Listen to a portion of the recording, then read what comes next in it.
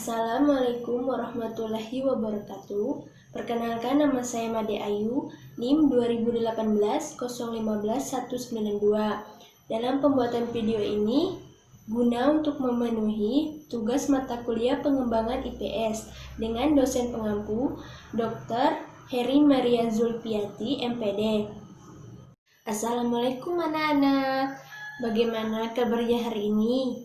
Baik ya? Alhamdulillah. Nah, hari ini kita akan memulai pembelajaran lagi anak-anak. Sebelum itu kita berdoa dulu. Ayo, siapa yang berpimpin doa? Iya, Mas Agung, silakan pimpin doa. Amin. Terima kasih Mas Agung. Nah, baik anak-anak. Absennya melalui Google Form ya. Ibu kirimkan melalui WA Group. Silakan anak-anak untuk mengisi absennya. Nah, kita nyanyi dulu ya. Lagunya Satu Nusa Satu Bangsa. Ada yang tahu? Ya, kita nyanyi sama-sama ya anak-anak. Baik, 1, 2, 3. Satu nusa, satu bangsa, satu bahasa kita.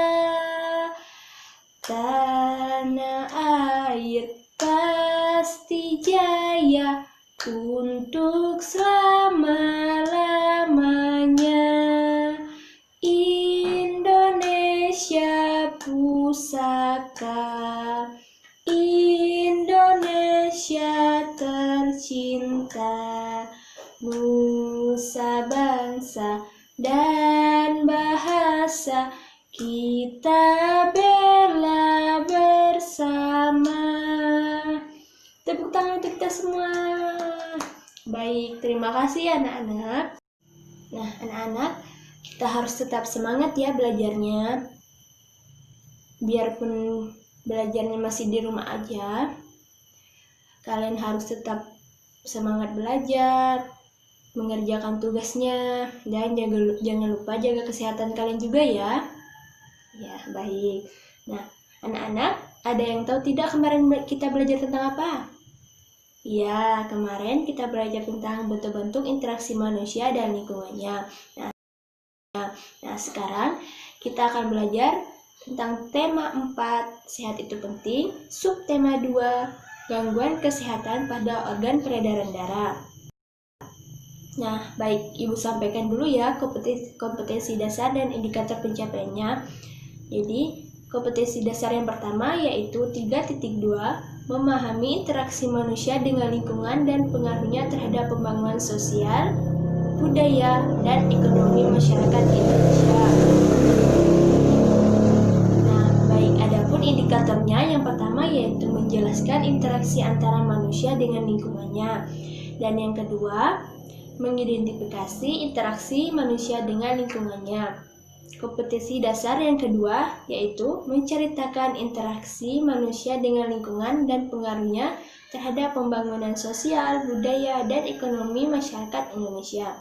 Adapun indikatornya yaitu membuat laporan hasil observasi interaksi manusia dengan lingkungannya.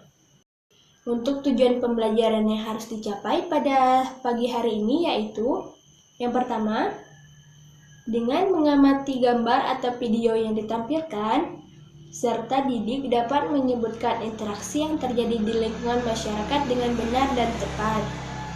Yang kedua, dengan mengamati video yang ditampilkan, siswa dapat menuliskan interaksi yang terjadi di lingkungan masyarakat dengan benar.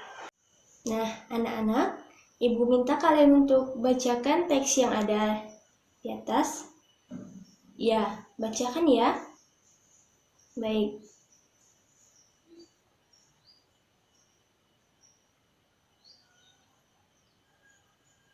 Ya, baik. Terima kasih anak-anak. Nah, ada yang tahu tidak apa saja kesimpulan dari teks bacaan tersebut? Tidak? Ya, baik, Ibu jelaskan ya. Jadi, kesimpulan dari teks bacaan tersebut yaitu yang pertama, adanya interaksi manusia dengan lingkungan. Interaksi manusia dengan lingkungan dari teks bacaan tersebut yaitu Pak Damar memanfaatkan kayu untuk memproduksi sandar refleksi. Kemudian beliau juga memperdayakan masyarakat sekitar sebagai tenaga kerjanya. Yang kedua, masyarakat terhadap lingkungan sekitar. Dari bacaan tersebut yaitu pemanfaatan sumber daya alam sebagai kebutuhan manusia. Yang kedua, meningkatnya kesejahteraan masyarakat. Yang ketiga, terbukanya lapangan kerja bagi masyarakat. Nah, kesimpulan yang ketiga yaitu adanya manfaat usaha Pak Damar bagi masyarakat sekitar. Manfaat yang pertama yaitu meningkatkan taraf hidup masyarakat. Yang kedua, membuka lapangan pekerjaan baru. Yang ketiga, memenuhi kebutuhan masyarakat terhadap sandar refleksi buatan Pak Damar. Baik, untuk kesimpulan yang keempat, yaitu usaha yang dilakukan Pak Damar untuk mengurangi kerusakan lingkungan akibat usahanya.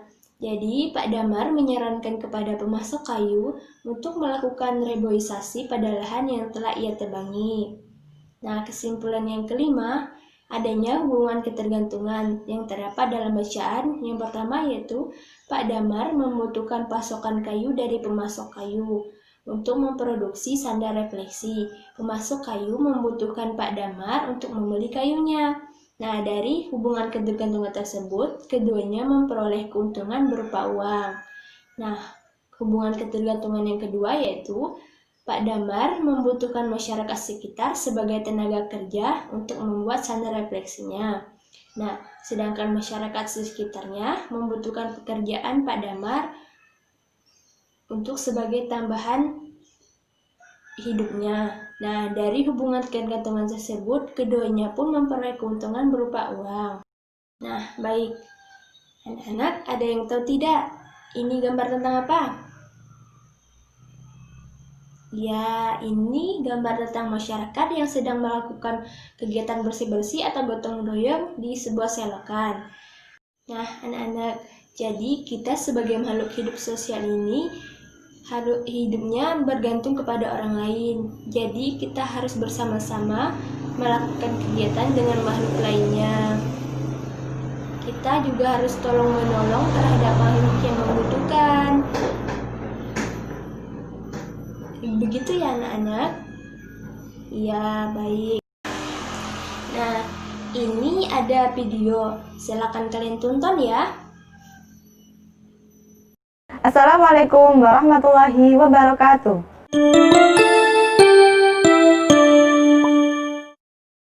Selamat pagi anak-anak. Hari ini kita belajar tema 4, muatan IPS. Interaksi manusia dengan lingkungan masyarakat. Yang pertama, membiasakan musyawarah mufakat dalam mengambil keputusan bersama. Yang kedua, ikut serta dalam kegiatan kerja bakti atau gotong royong di masyarakat. Yang ketiga, membiasakan tolong-menolong antar warga masyarakat. Pengaruh interaksi manusia dengan lingkungan terhadap pembangunan sosial budaya. Yang pertama, pembangunan dalam aspek interaksi dengan alam.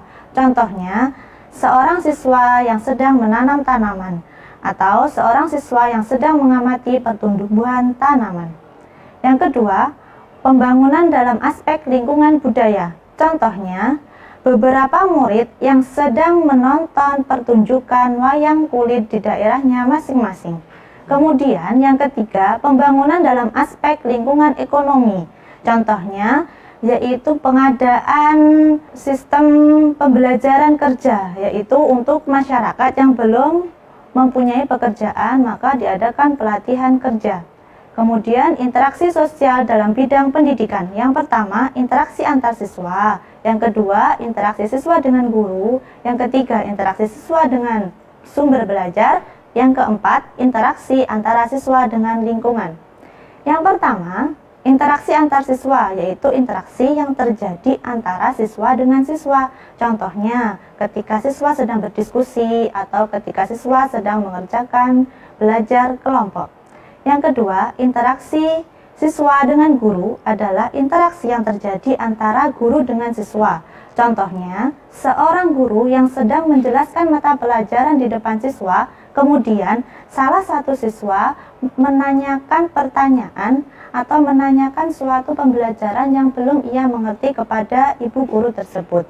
Yang ketiga, interaksi siswa dengan sumber belajar adalah interaksi yang dilakukan antara siswa dengan sumber belajar. Di sini Ibu ambil contoh ketika anak-anak mengambil mata pelajaran melalui internet, sehingga anak-anak berinteraksi dengan sumber belajar berupa internet. Selanjutnya, interaksi antara siswa dengan lingkungan adalah interaksi yang terjadi antara siswa dengan lingkungan yang ada di sekitar sekolah. Contohnya, seorang siswa yang sedang menyiram tanaman dan seorang siswa yang sedang memberi pupuk pada tanaman.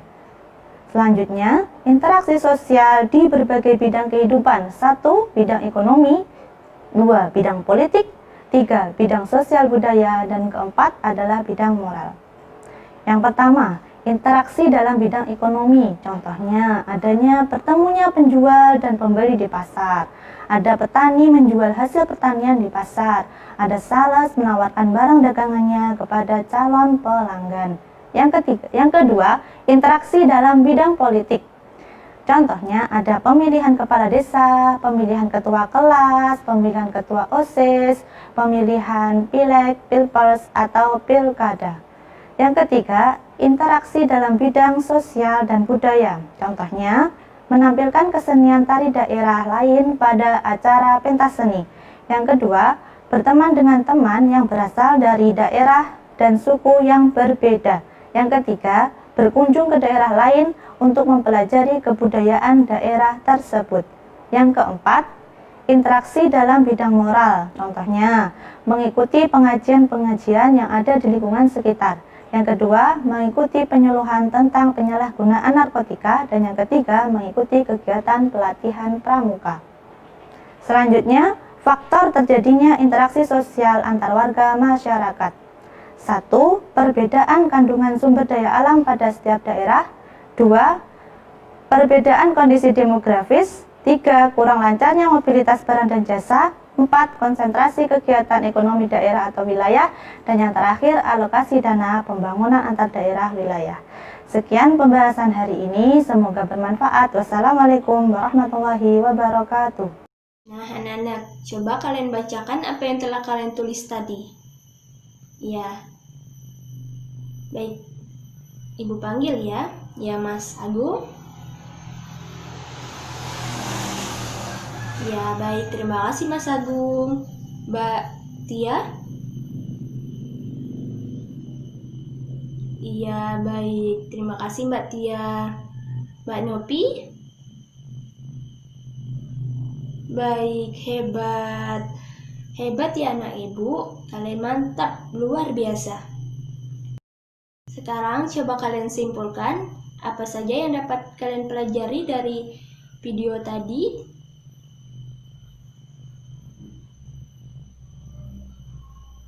Iya, baik. Terima kasih ya anak-anak.